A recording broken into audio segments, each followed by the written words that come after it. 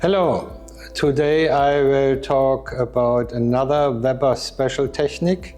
It's called TCNC surgery. This I'm using for all indications where food has to be brought into stable connection to the lower leg. It's called arthrodesis, but especially when the talar bone is missing. And today I'm talking about cases where this is the effect in patients with a diabetic foot syndrome. And I would like to show you how the TCNC arthrodesis is working and how I combine it also with lengthening. This is the first case, 62-year-old man with a diabetic foot syndrome.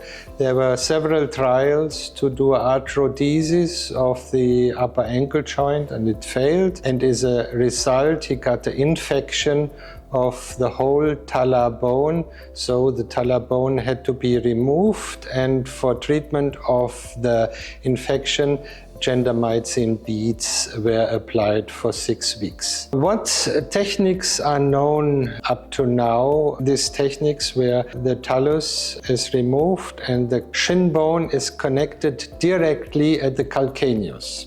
This is not my technique, this is the old procedure. But this has additional problems. Number one, the shortening up to 6 centimeters. Then also due to the fact that there is no connection to the foot root, there is an impingement. That means the patients, when they are walking, have pain in the foot root.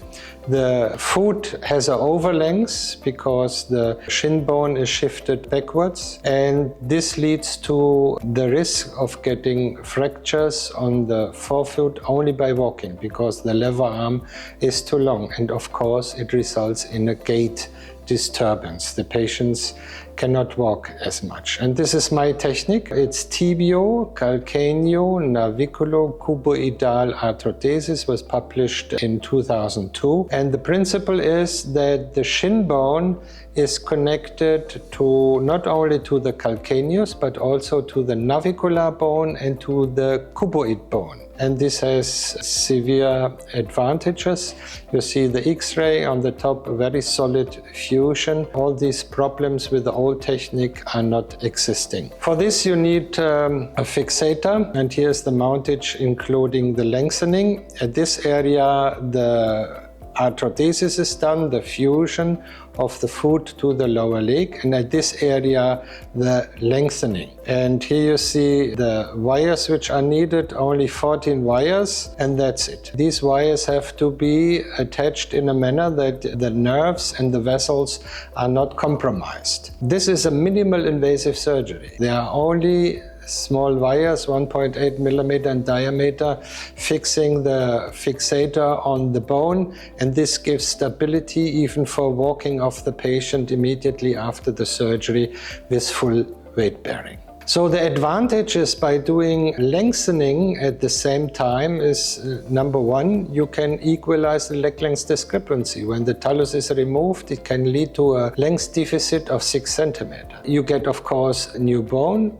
And what is the most important part, especially for patients with problems of the vessels, micro and macro angiopathy, you get new vessels. And this comes only with a callus distraction.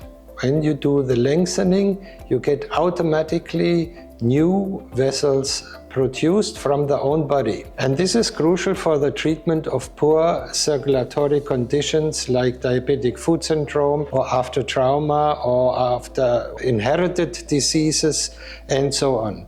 And here you see one of the pictures showing a contrast image of the vessels. And on the left side, you see here a huge amount of new built capillaries and vessels in comparison to the other side. And the only difference is that here a callus destruction is performed. Yeah?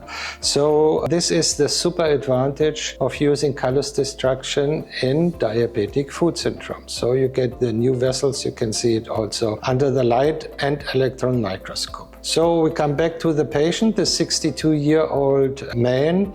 Here you see the callus formation, solid bone after the lengthening, and also solid fusion of the foot to the lower leg, to the shin bone. And as you can see, he had already complications due to his diabetes. Before I saw the patient, this toe was amputated. And when I started treatment, the whole toes were purple. Yeah? And now they have a normal blood supply and everything healed excellently. And here you see also how stable the arthrodesis is. He can go into the knees and it's stable. So great improvement of the circulation due to the callus destruction. This is another patient, 30 years old, with a Charcot foot.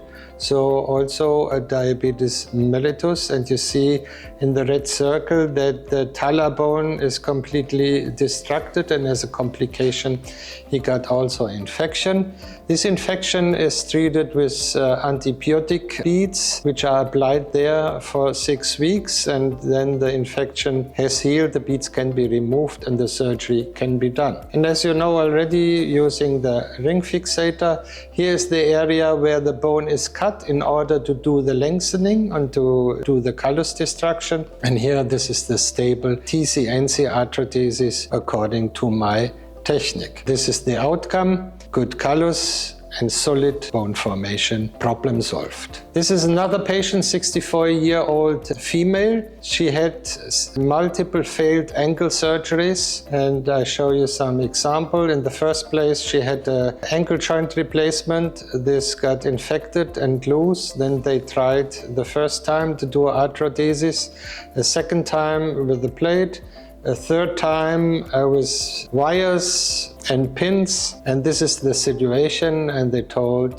the patient that the leg has to be amputated. Actually, all 3 patients were told that the next step will be the amputation. So, and I did, this patient had, beside the diabetic foot syndrome, rheumatoid arthritis, multiple operations, the talus was defect, tarsal destruction, and severe osteoporosis. I painted here the foot, which you can even hardly see in the x-rays. So severe osteoporosis. This lady was a long time not walking on her legs. And of course she has this infection of the bone. So here I did also extreme variant of my TCNC arthrodesis. Here you see in the lateral picture of the x-ray, the green area is the shin bone inserted into the foot, and the red area is the fibula, which is working as a second column to stabilize the heel, to stabilize the calcaneus. Good callus formation, and here you can see also before the whole forefoot was purple. I had to do a gracilis flap because due to the multiple surgeries before, the skin was not stable and had not proper blood supply, so we had to cover it with a gracilis flap. And you see here the fourth toe was completely black, and this is the healing process. So it's only a little part on the skin which is still about to heal, and the other toes were purple. So the results 8 years after surgery in this patient: no ulcer residues, no necrosis due to the fact that she got new vessels with the procedure, stable arthrodesis, she could have full weight bearing, she didn't get any fractures, she had no pain except the pain from the rheumatoid arthritis, and she could walk without problems at the foot with a rocker bottom. So in summary, TCNC arthrodesis in combination with the callus destruction